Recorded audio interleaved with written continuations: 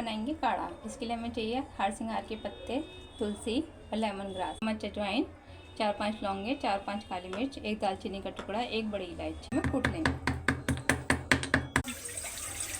Glass पानी add करेंगे, उसे ऐड करेंगे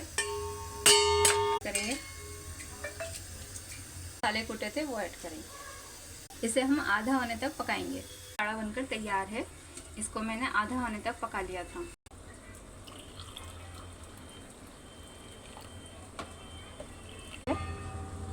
इसमें आप चीनी या नमक डालकर अपने स्वाद अनुसार पी सकते हैं। ये आज के टाइम में जो वायरल फीवर चल रहे हैं सब। अगर ये काढ़ा आपको थोड़ा भी अच्छा लगा हो तो please like and subscribe my channel.